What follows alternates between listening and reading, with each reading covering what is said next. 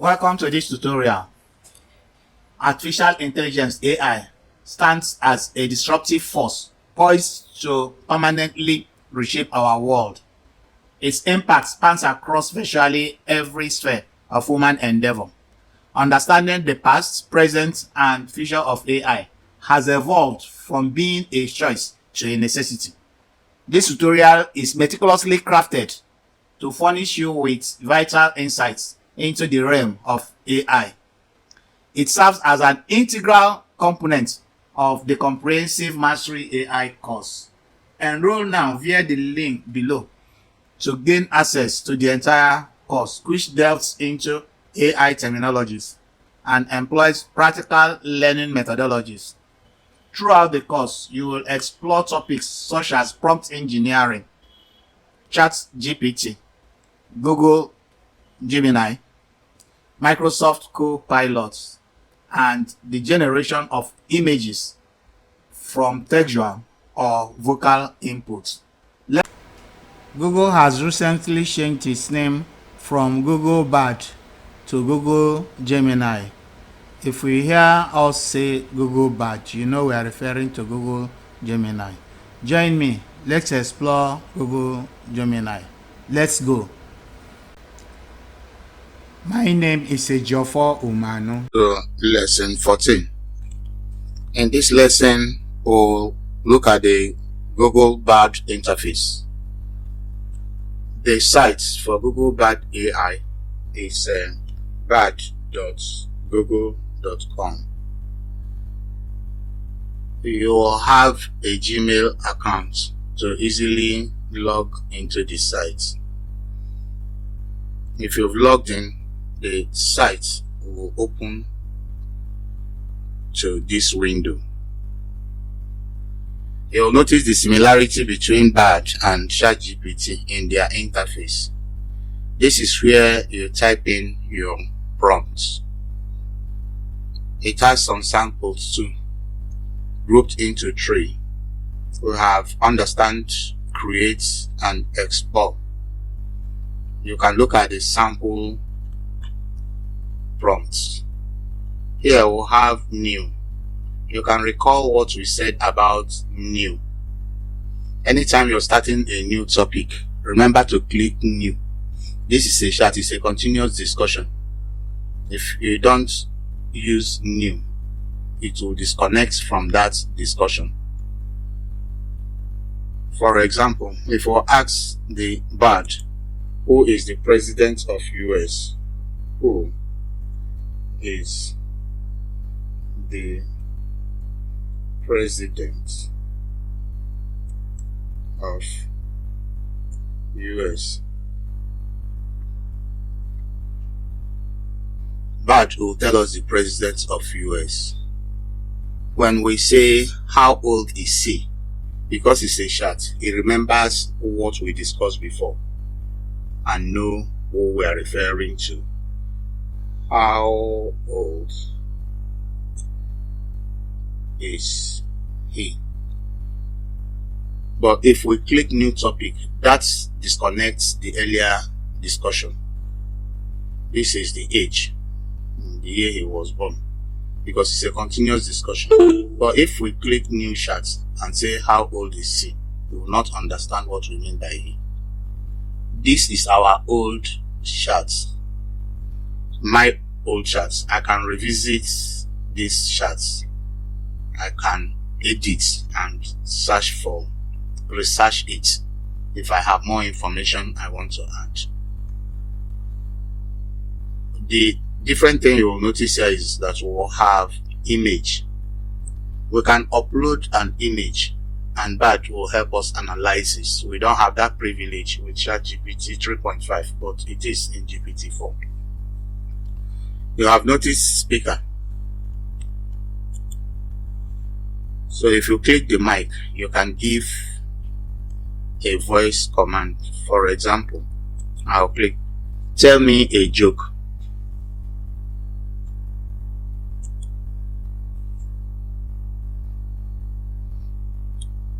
The mic facility is very strong and okay. It understands different dialects. And remember that the charts will understands several languages of the world. I would have said all the languages, but let's say virtually all. The first thing you want to do when you log into Bard interface is to switch on the extensions. So we click the extension. If I have the Google Flight on, it will act exactly like the Google Flight. I can use voice command to ask questions about the flight, and I can also type in the information. Google Bard is linked to most of the facilities in Google itself, and here I will have Google Hotels. So what you achieve in hotels, you can still use the AI to search for different information about hotel. The same thing with Google Map. So you're not losing anything. You don't have to leave Bard to access all this information. So I can ask information about the tourism, about my environment, anything I need from information, and it's automatic. Once you notice that your request requires any of these facilities, they pull them up. But for avoidance of doubt, you can specifically ask Google to use it. So the workspace is fantastic. The workspace can access your Gmail. It can tell you if you have urgent Gmail. You can even ask it to respond to the urgent Gmail. It can look into your drive. If I know a name of document in my drive, I can ask Google Bard to summarize it for me, to read it, so you can access your drive. The same thing is the doc. It can access doc too. That is the Google document files. If you look at this place, it says summarize, find and get quick answers from your own content to fuel your personal journey. So you can just give comments. Another fantastic feature is YouTube. I can ask the AI to search the YouTube. Maybe I'm interested in the latest video on AI. I can ask it. You can ask any information in AI. I can ask it to list things. And another good thing is it can summarize a video for you. Just give the link. Ask it to go to YouTube, give the name or give the link, ask it to summarize the video. It will do that. We'll be using all these facilities very soon. So we go back to, these are the extensions. So you switch them on and off here. So try and switch all this on.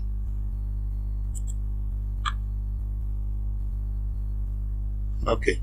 So we go back to new. That takes us to our new chat, and you type in your chat, what you're searching for here. Then here is help. If you need any help, these are the recent activities. If you want to see the Bard recent activities, you click here. These are the recent activities. It opened it in a new tab. This is what it has been doing recently. What you come here to set, you've seen the first here is use response. If this is switched on, use that thing, you find out that the screen becomes dark. So some people will prefer it. I think many people will prefer a dark background. But since this is a tutorial, we want you to see everything very well. So we'll go back to. Then if you click here on, as soon as you finish, it will give you time to finish what you're saying and give you an answer immediately, instead of waiting for you to click here. It can be annoying when you have a pause, you've not finished, it starts responding, so you use it carefully. This is public links. It will tell you about all your public links, so you can use the links to share information.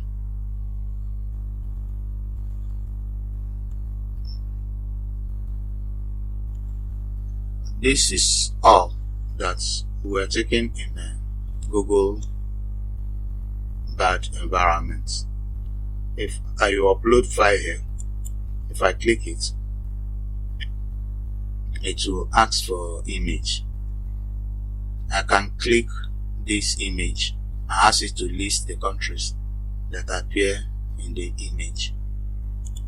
So I'll open it. The same way it can analyze documents. If I have charts, I can ask it to analyze charts. Always remember that you can also generate codes, like Python codes. If you have specific thing you want to code, you can generate it. Its ability to manage image makes it possible for it to be able to plot graphs. I can ask it to plot graphs. So it's everywhere. You can use it in searches, in any question you have, anything you want to know that is within the fields of human interest. It's a powerful tool. We can say list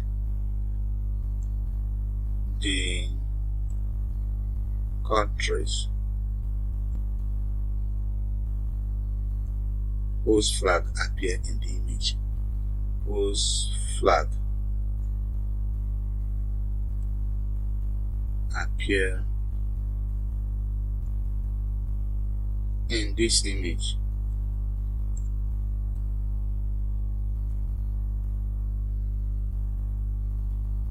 And it will do that. You can also give further instruction for it to put it in a table. It will do that too.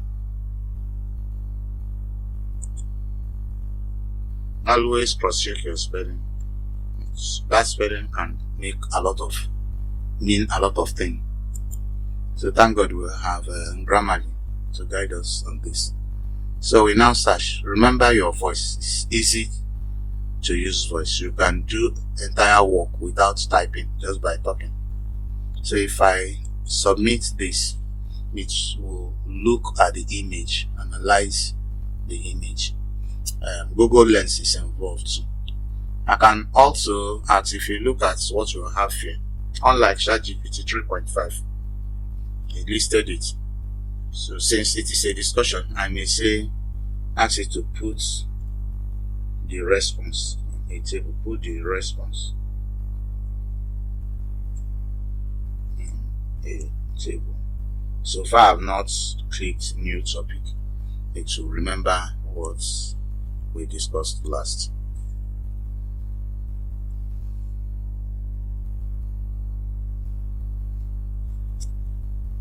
This is the tabular form. Remember that you can search the web. I can ask it to search for the latest information in web. It can also analyze the website. If I give a link to a website here and ask it to summarize that website, it will do that. We'll be doing all this shortly. Our aim now is for you to know the environment. Another good thing is the ability.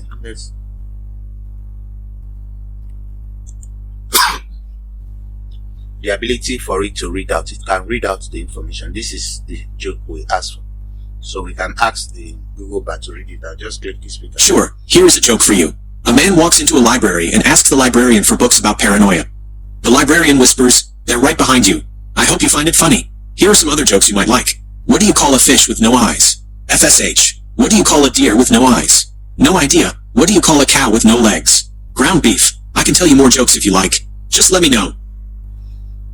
So this is the world of AI. Anything you can think of, ask. You'll get a response. Or you'll have to cross-check the response. So this all we are taking in bad environments. And next lesson, we'll discuss Microsoft Bing. Now it is called Copilot. See you in the next lecture. Remember to use the link down below to enroll in the full course. I look forward to seeing you in the class.